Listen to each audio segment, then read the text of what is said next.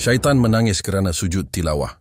Daripada Abu Hurairah, Nabi bersabda, "Idza qara'a ibnu Adam as-sajdata fasajad, i'tazala asy-syaitanu yabki, yaqul, ya wailah." Wa fi riwayati Abi Kurayb, "Ya waili, umira ibnu Adam bis-sujud fasajada falahul jannah, wa umirtu bis-sujud fa abaitu faliyan nar." Maksudnya, apabila anak Adam membaca ayat sajadah lalu dia sujud, syaitan akan menjauh sambil menangis. Dia berkata, "Celaka." Dan dalam riwayat Abu Kurayb, "Celakalah aku." Anak Adam diperintahkan untuk sujud, lalu dia sujud, maka baginya syurga. Sedangkan aku diperintahkan untuk sujud, tetapi aku enggan, maka bagiku neraka.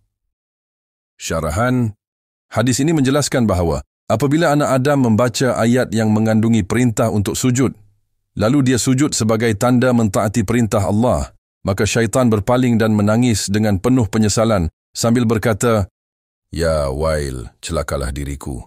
Ungkapan ini menunjukkan rasa penyesalan yang mendalam atas perbuatan maksiat yang telah dilakukan oleh syaitan terhadap Allah.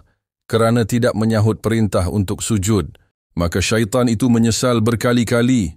Menyesal kerana gagal dalam usahanya menjerumuskan anak Adam ke dalam maksiat.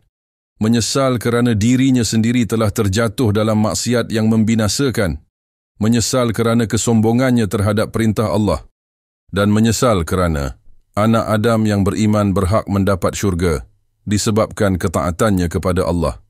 Faedah dan pengajaran daripada hadis. Satu, anjuran sujud tilawah ketika membaca ayat sajadah sebagai tanda ketaatan kepada Allah dan penghinaan kepada syaitan. 2, keutamaan sujud kepada Allah menjadi sebab masuk syurga. 3, sujud seorang Muslim menjadikan iblis berduka cita dan menyesal kerana keengganannya sujud, sehingga dia dijauhkan daripada rahmatnya. Sekian, semoga dapat diambil manfaat.